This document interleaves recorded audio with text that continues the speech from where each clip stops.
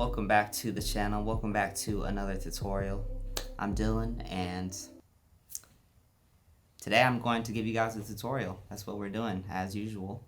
Before we get started, please like this video. I think it helps if you like the video, so if you could just do that really quickly. And in today's video, I'm going to be making a Don Toliver type beat, so hopefully something that, you know, maybe we'd hear on his upcoming album. Not sure if it's finished yet, but, you know, Don, hit me up if you see this video for some reason. I'm going to show you guys each and every little detail so you guys can go and create your own beats after this video. In terms of sounds, I'm going to be using drum sounds from my drum kit, the Only drum kit, and my other drum kit, the 8-bit drum kit. And we're going to be using sounds from both. If you end up liking either of these kits, you can find them on my website, link in the description. If you buy them together, then you can get a pretty good discount on them. All you have to do is click on one of them, and then at the bottom of the screen, it'll show the discount for the drum kits. So definitely check that out. But yeah, without further ado, let's just get into it. So the first sound I'm going to be using is a pad, and we're just going to start with this and build with it. Obviously we're going to build with it. What else would we do with it? Just put a pad there and then be like, all right, well, we're not going to use that, but I just made one. So yeah, we're starting with this pad sound. It's called the Martin Sheen from Keyscape Creative. And I'm just going to lay down some chords.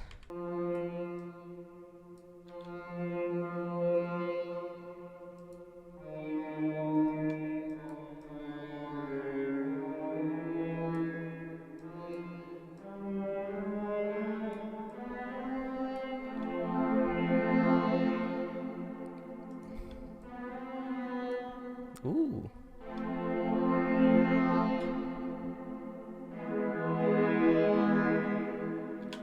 Alright, sounds kind of dark.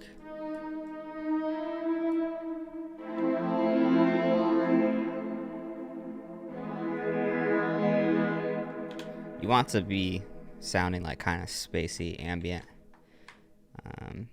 You don't want to overcomplicate things, so I'll probably just double this up as our bass. That's the thing I see a lot of people do, is they just overcomplicate things, and doing that just, well, it overcomplicates things, one, and it doesn't really create much of a vibe if it's constantly like changing up and stuff like that, or there's no consistency throughout your beats. So you want to be careful to not overdo it for the sake of thinking, oh, I'm not doing enough, this is too simple, etc.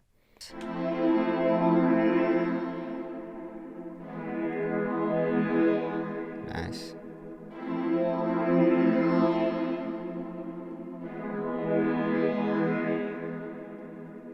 Cool. Alright, next sound I'm going to use, and this sounds literally so perfect for this type of beat. It's called Blueberry Fields in Omnisphere.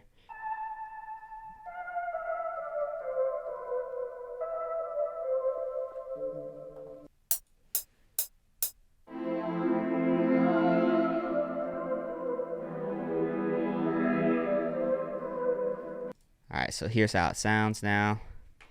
It's just, I don't know, this fits really well. And if you notice, where I'm putting this is where there's like no notes playing. So I'm putting it in like that empty space, and it just creates a nice vibe.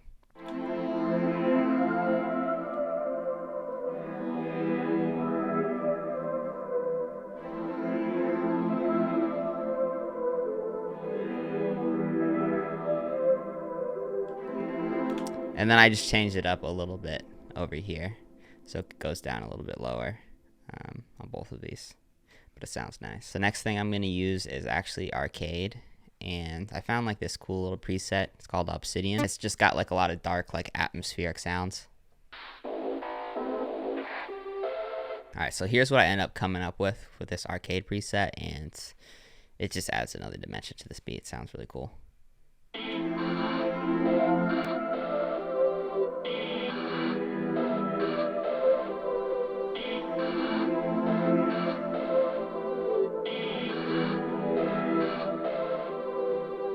Oh, and then in terms of mixing these sounds, I totally forgot to mention this, but all I did for this right here, I just cut out the low end of each sound to 200 hertz, which I do with every beat, because the bass line and stuff like that's going to fill that space typically. And so, yeah, I usually just do it before I even put a sound in sometimes. That way I pick a sound that occupies the right frequencies versus having like a sound where I'm just like, ah, fuck. It sounds only good if it's like way down here. All right, cool. So now we got a nice little vibe going. I'm liking how this is sounding.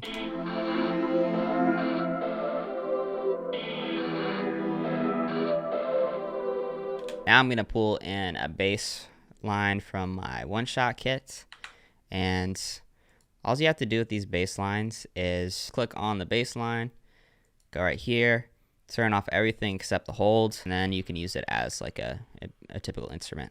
One of the cool things I did for these bass lines is I wanted you to be able to play the notes for like long periods of time. So when I was creating them, I made it so it wouldn't be a bass that if you just held down your key, it would only play for like that long. It like plays for a very long time like this. Like look at this, I'm still talking. La la la la la la la. So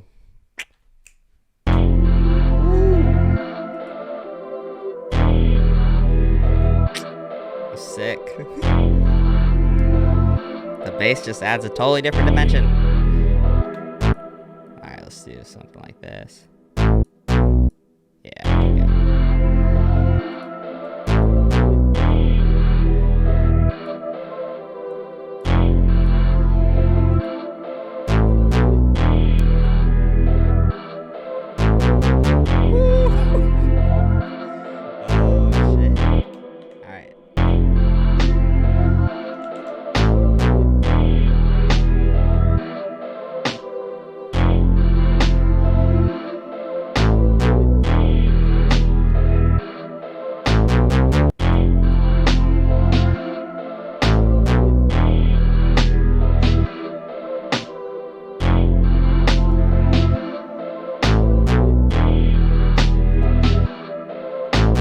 Out of these hi-hats, one little thing I did before I play it for you guys is at the beginning, it almost sounds like a totally different perk, but all I did is I just lowered these out by a lot, and I used like every 3 steps right here to kind of fill this up. But here's how it sounds.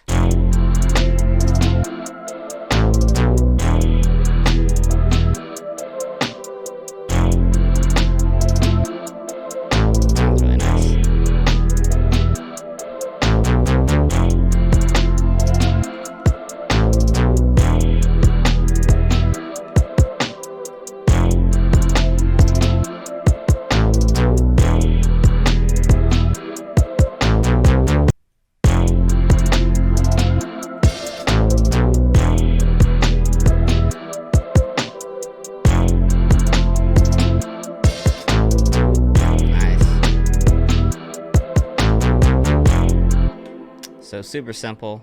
It's not like in a ton of places, but it adds like a nice little effect with everything together. All right, so I ended up adding an 808 as well. So here's how that sounds, and I'm gonna tell you like an important thing that you're gonna wanna do if you add both an 808 or bass, or we switch between 808s.